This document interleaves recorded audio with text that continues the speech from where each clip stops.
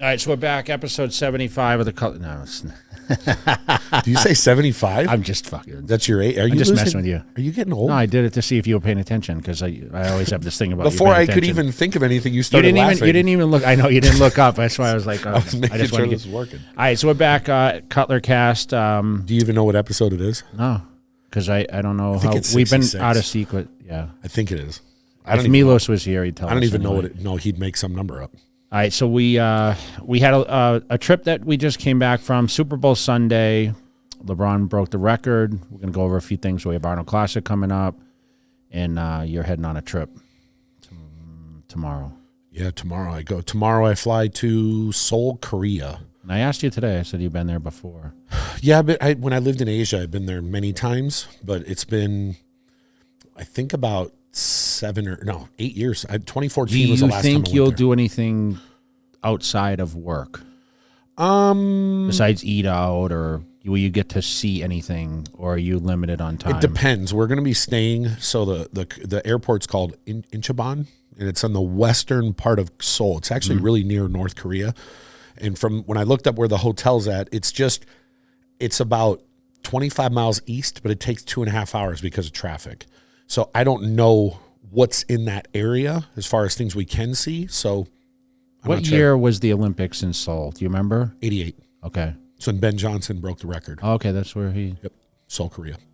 So 88 was Seoul, and that's when all the anabolic stuff started because Carl Lewis came back in front of Congress and said he was cheating, even though Carl Lewis failed drug tests too, and it just turned into a whole shit show. Yeah, people always think these elaborate trips. I mean, granted, you are well taken care of, right? You're going for new.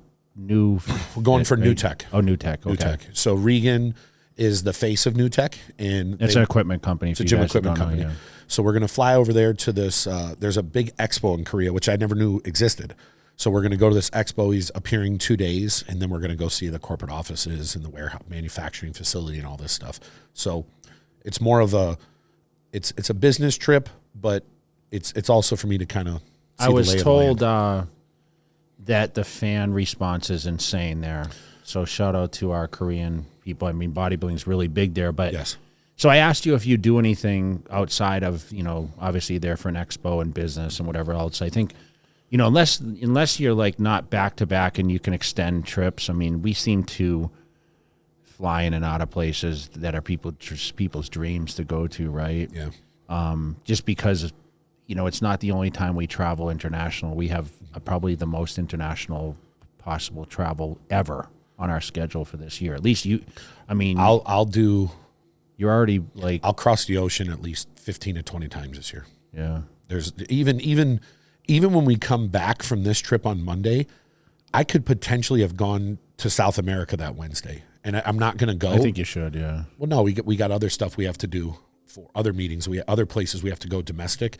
But even when I'm looking on the calendar, going into the Arnold Classic, and then I got Puerto Rico, and then if I go with Andrew to Mozambique and South Africa, then we come back, and a week later we got FIBO, and then Italy, and then I come back and I got the World's Strongest Man in South Carolina, and this is in the next 8 weeks. So, and there's other stuff, there's other potential things that could pop up that a lot of times we just say no. But, I think traveling for me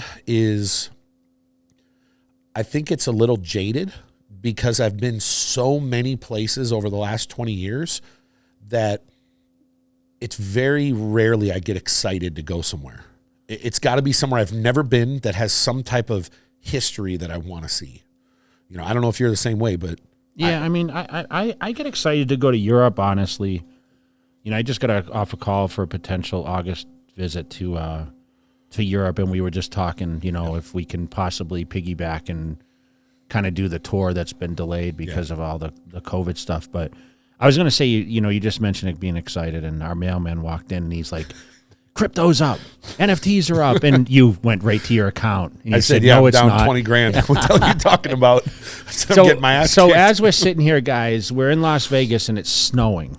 Yeah, I wish I should grab a camera. And I left my house. It was raining first and windy, and you called me, and you're like, man, this weather's crazy.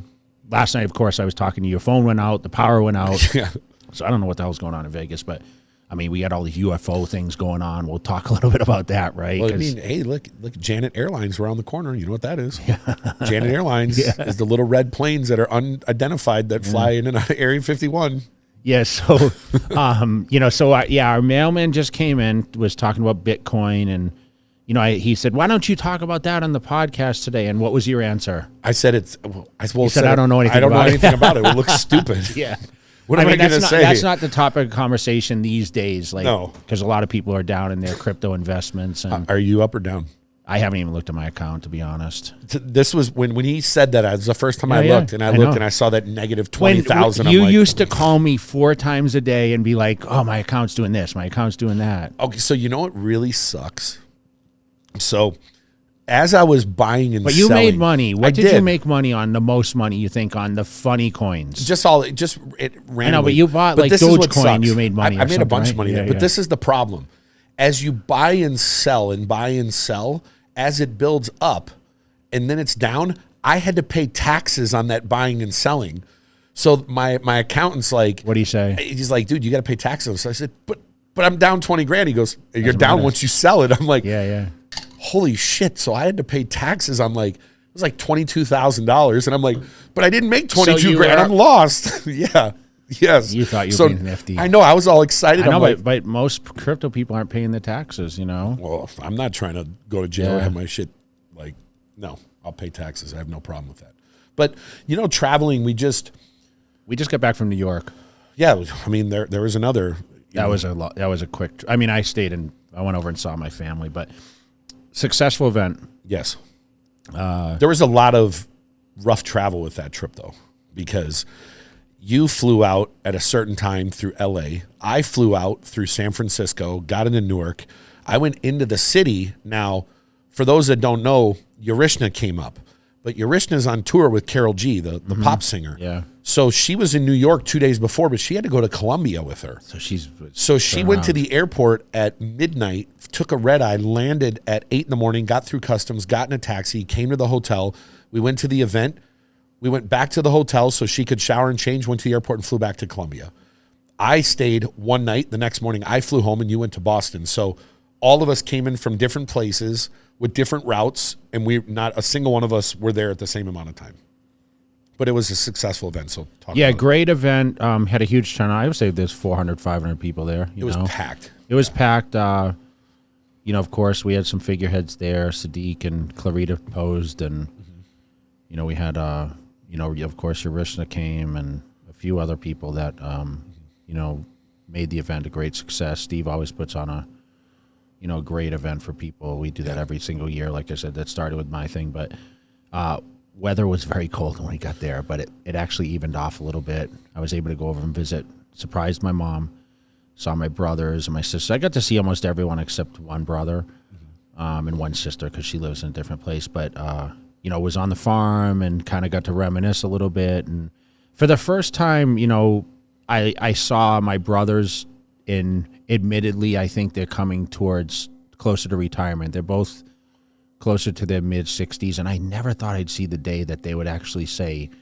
we're going to slow down. And they look super young. I mean, you'd never guess they were in their 60s. And they do concrete. That's what I started at. It's rough work. It is. And the funny thing that I realized, and I didn't actually put this out into words, was when I started bodybuilding at 18, I had done concrete from 11 to 18.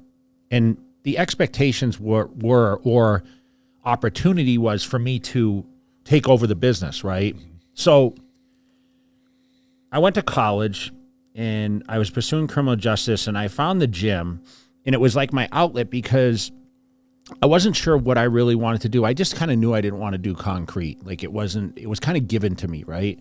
So when I found bodybuilding and became great at that, I was like, wow, I'm actually great at something myself that's not given to me. And I think that's what really encouraged me to continue to bodybuild. Not that I ever thought I would make a career out of it, right? You can't imagine you would. Or fitness. I never imagined fitness would expand. It was a magazine thing. And, now with social media, you see people without any kind of competitions getting recognition, right? Because they have the voice or they have the visibility. And living in Massachusetts, you're a little limited. Although I always say I'm from Boston, 50 miles west of Boston. But I got to see my brother and visit with them and, see the cattle and everything that's going on. I was talking about getting a horse and, but both of them did tell me like, hey, we're looking at, the end game now. And let me ask you, because my uncle did concrete too. Are they like physically beat up from it? No, they're not, because they were smart because they had hands that did a lot more of the labor, carrying the forms. And remember, we did concrete walls and whatnot. We never really did the block work. Like here it's more, you lay slabs, right? We didn't do much slab work. We did the actual foundations and basements and whatever. But back then we didn't have to use steel. We didn't have to tie steel. The codes have changed so much now, that everything you do, you have to, it's just extra. It's double time now. And he told me the cost of concrete has gone through the absolute roof. I mean, he told me a number, like what it cost to do a foundation back when I did it versus now. And it's like 4 times what it used to cost. So that more expense goes into the homes. They don't do block at all? They don't do block. They just pour. They set up the forms, the concrete. They strip the forms. And go. I remember my when I was young, I was extremely strong, and I went on one of my uncle's job sites. I was like 22, and he said, he goes, "You think you're strong?" He goes, "Yeah, it's a different." I remember he grabbed 2 blocks the long way and put them next to each other and grabbed it in the middle and picked it up and held it. And he said, "Do this." And I remember grabbing it and I couldn't lift it. Yeah. It's like, that's the old man concrete strength. Yeah, it's crazy, but my nephew works with the company and, I think maybe he'll take the business over. But it was awesome just to go over there. I didn't get to go for the holidays because obviously the weather and issues and whatever else. But it's always good to go back to my roots. Got to train at Gym Hub. I saw Nate and Jose over there. Gym Hub's, our spot. We got to talk a little bit, and there's a lot of people doing my show that's in April, the end of April out there, and it's always good to be in the roots. We stayed in the city for a couple of days, got to chill out, but we're back. Came back to Vegas, and we just finished with Super Bowl Sunday.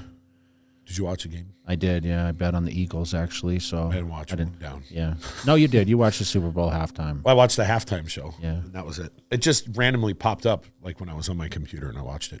I don't know what it is, Lynn. In the last couple years, I used to religiously watch every University of Wisconsin game, and I'd watch football games. We used to talk about the Wisconsin players because they had some real good players. They have the best running back history probably of any college ever. I remember when you used to watch every single game, and every year a running back was breaking records, and then it just, I don't know, I just got to a point where I got so busy with work, I just stopped. What's funny is I love that I get this nostalgic feeling when the season starts, when college, like the end of summer, and you come into the spring, and like you turn on the TV on Saturday and you're like, oh my gosh, I can watch like 12 games or whatever it is, and obviously like they have these hype around all these teams, and then it's like the next day's Sunday football, and it's kind of like the beginning, it's like the fresh start, and then it's always like, oh, this is around Olympia time, September, October was always Olympia, so there's always like that feeling of me, like I always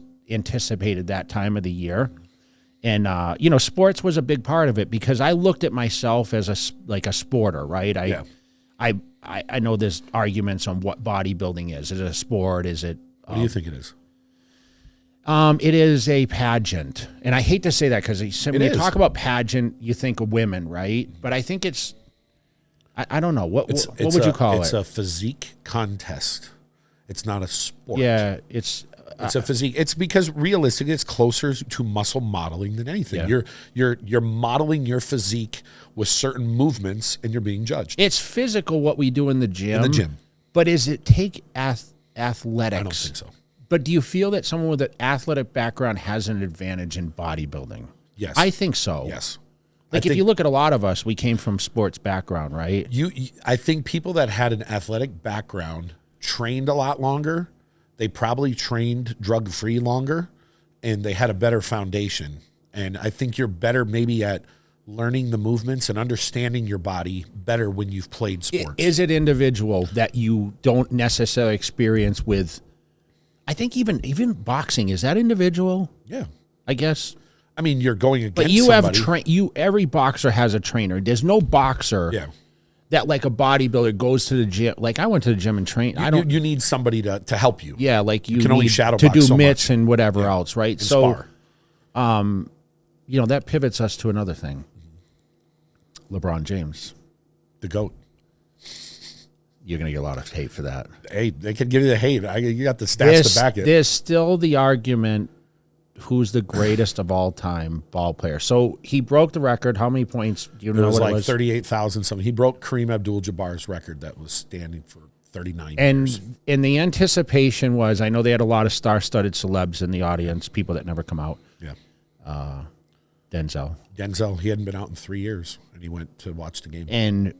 And they made the game so he broke the record, I think, right? They kind of, like Anthony Davis stepped back. But you know what, though? Like, it still wasn't guaranteed. He had to score 36. I know, that's a lot, bro. 36 is a lot. Some guy's career high.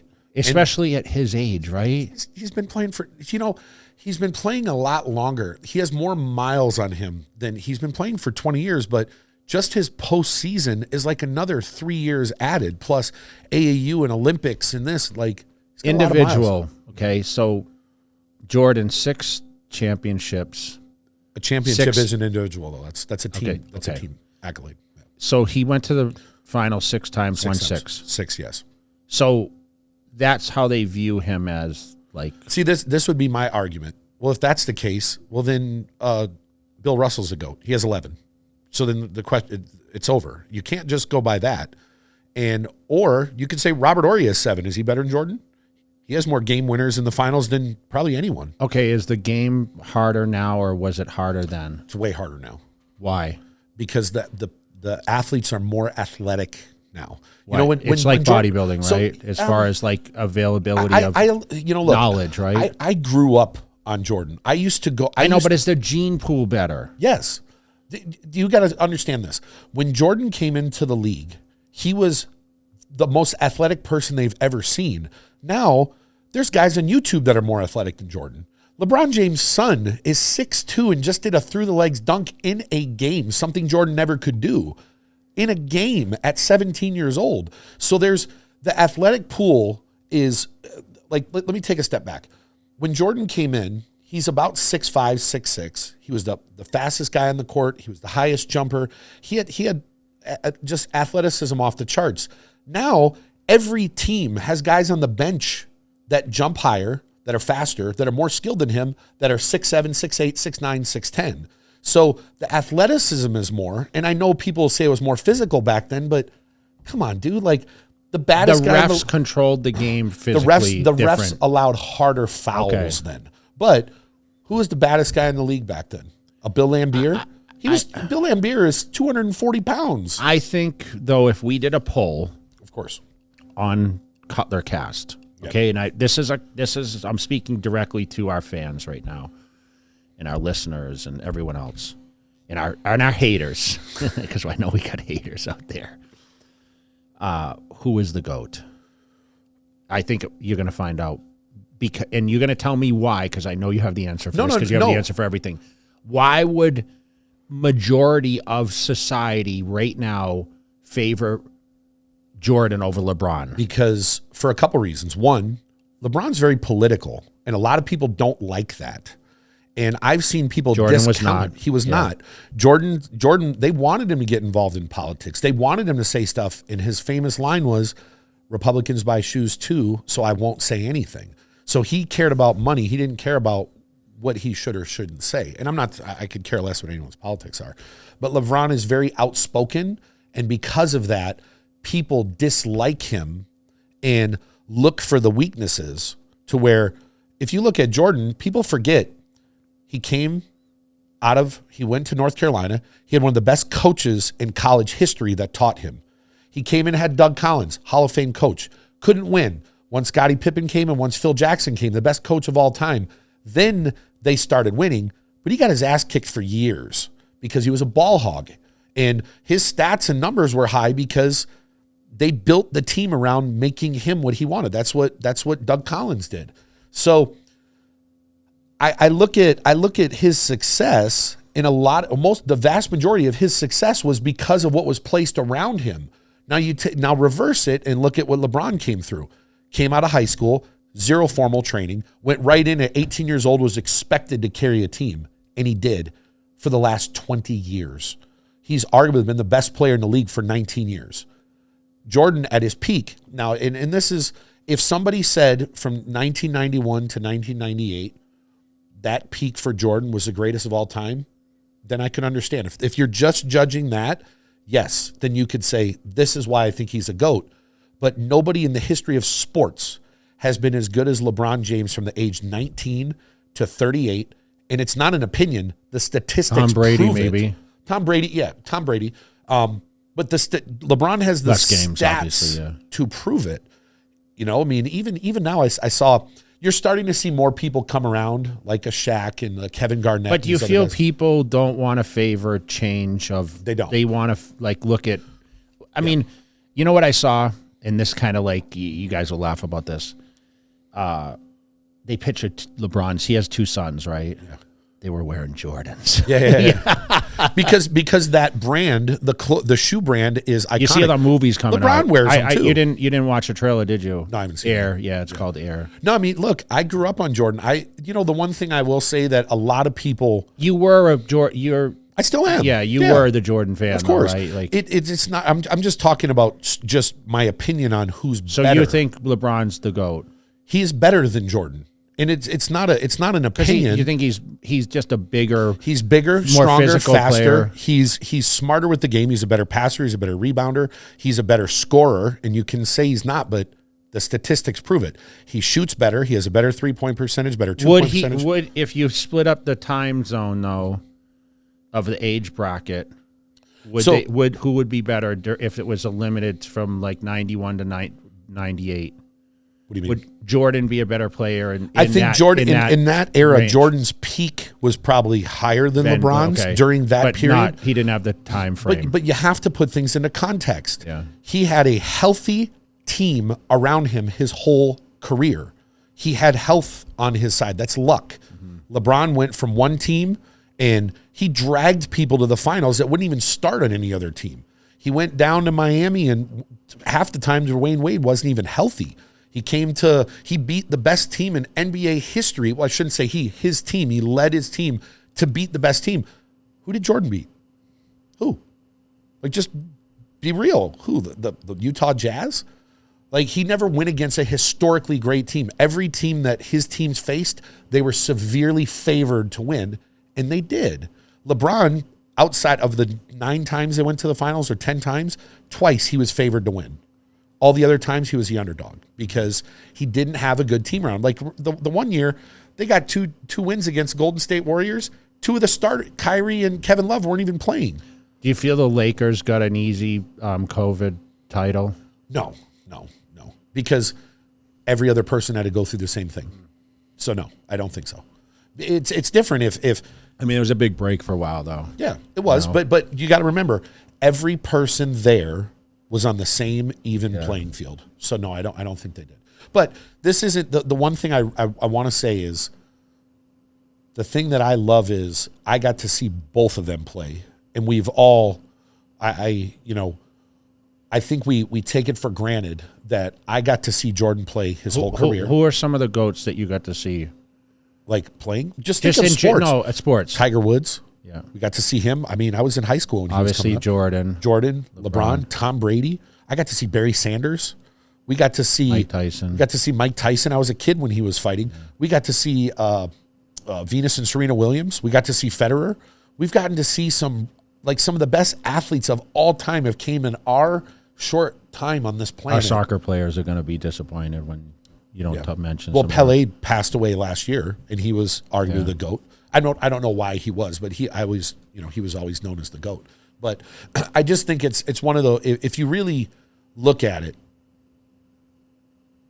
LeBron is the best basketball player we've ever seen. Basketball means who plays the sport better, not someone who's good at one thing, but he's bigger, stronger, faster, and is more skilled.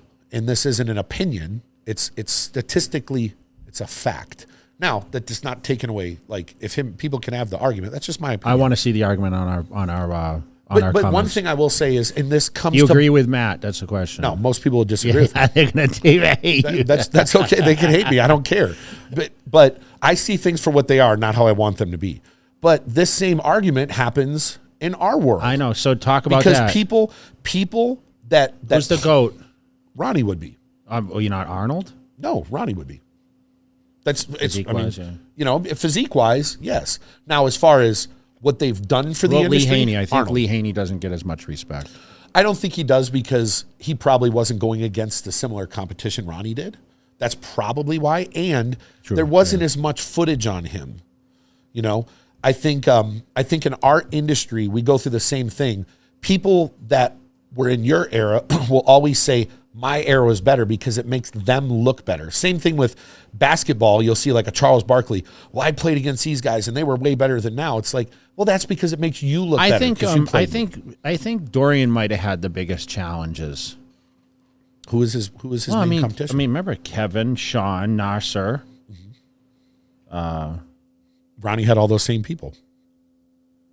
Yeah, and then you added. I don't know if they were in their prime now. I mean, Kevin got first time 92, right? Did Phil ever? No, Phil never competed against Ronnie because he skipped that Olympia. I mean, you could make that argument with Dorian, but a lot of the older heads will say the bodybuilders were better back then, and I don't know if that's true. You know, I mean, it's kind of hard to compare eras.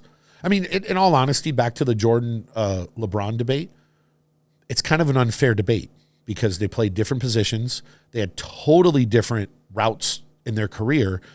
Just LeBron James and Jordan quit twice. People seem to forget that. He quit. I own one pair of LeBron shoes. Do you? And the rest are Jordans, obviously. I have a bunch of Chucks. I'm wearing Nike Airs today. I have Chucks. I don't think I have. I think I might have one pair of Jordans, and I don't have any LeBrons because I don't like high tops. I don't like basketball shoes. I like low tops. Even when I played basketball, I wore low tops. But we'll see. I'm sure I'm going to get flamed, but I don't really care. All right, so we have the Arnold coming up. Yep. I'm doing a meet and greet there. So you guys that have not, go over to arnoldsports.com, go to the photo ops. We have a meet and greet section there. How are you impressed with all the updates on all the guys? Nick Walker, Samson, we saw. I saw Nick at the gym. I mean, we see Nick at the gym every day. I don't know if we've seen a lot of William Bonnick. I mean, Big Rami put up a post yesterday. Put up a post. What do you think? Hey, man, I think this Arnold is gonna Has your mind changed at all? No. I think Nick is the front runner.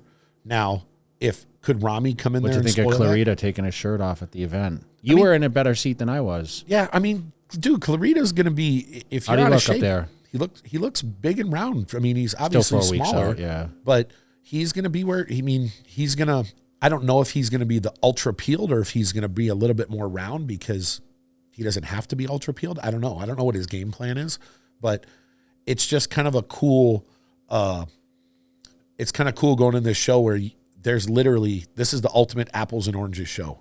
Let me ask you a question, though, okay?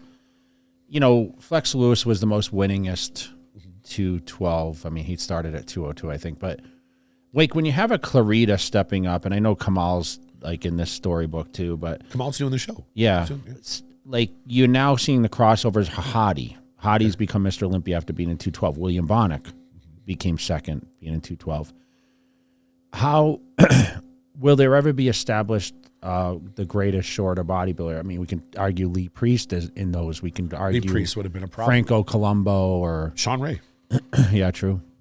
I mean, I don't Dexter know. Jackson. I mean, Dexter's shorter, but I don't think he would have made. Yeah, he wouldn't have been in 212. But no. You know, does it put Clarita in a different category if he comes in and places a top 5 at no one's ever stepped to that level in the open, correct? I mean, Jose competed, but they were over the weight. Arnold. I'm saying Arnold Classic position. So besides, I mean, Hadi never even stepped on this stage. This is what I was going to say is different about Clarita.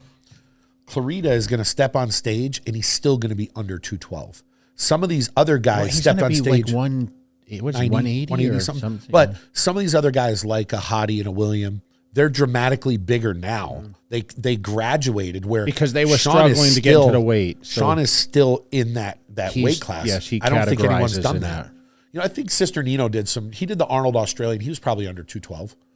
And he did the Arnold Brazil. But not Arnold Ohio, dude. Yeah. It's the GOAT show, right? Of course it is, yeah. I mean, you win that, I think, USA Arnold Classic, it's the real deal. And, I mean, Andrew Jack could be that one that... I just can't wait. I just want to see Clarita in between, like, Andrew and Rami or Andrew and Samson. Yeah. That's just going to be... You know what, though, man? All the respect to him. I mean, he's I called him the X Factor. He is. And I think he took that as, like, wow. Like, that's kind of... Because we don't know. Like, he said... I said to him, you're making it very difficult for us by coming into this contest because you can kind of predict it. But I've seen pictures of Akeem, man, and he looks pretty decent. If Keem gets in shape.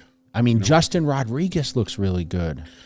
I just am very glad I'll be sitting in the crowd watching, and I'm not a judge, because this is going to be the ultimate opinion because nobody's structured the same. I mean, this build-up for Olympia in 2023 could be tremendous. I mean, we still have some new bodies coming in. You know, Carlos Thomas Jr. is coming in. He's doing New York Pro, and you still have the Creaso, and yep.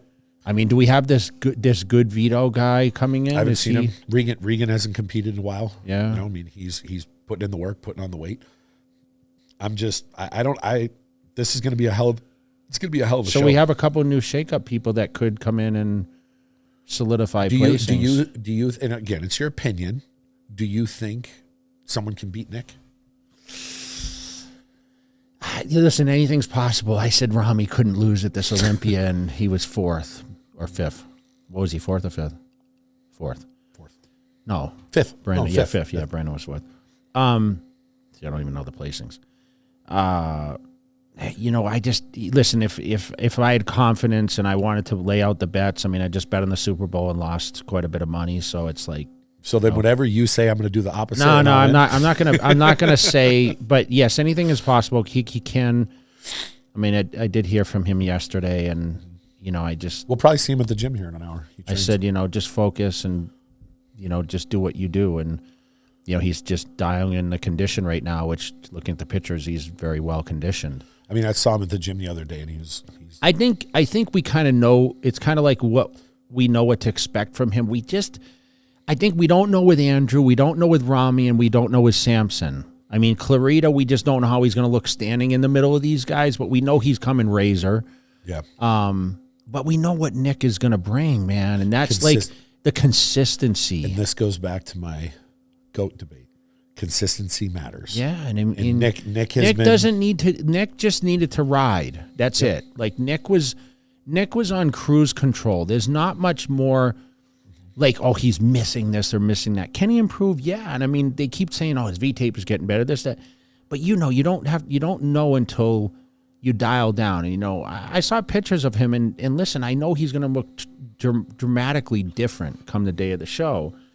And I was never one to release all these pictures, and that's because you had one of those cameras that popped the photo on the Polaroid. No, we didn't have great. But Dennis James was always putting out his pictures leading up to the shows, and it was a great hype train. But at the same time, you know, it all comes down to that day, right? Yeah. And you know, we were kind of nervous on how this event was going to work out, and all of a sudden, like, boom, it just exploded, and.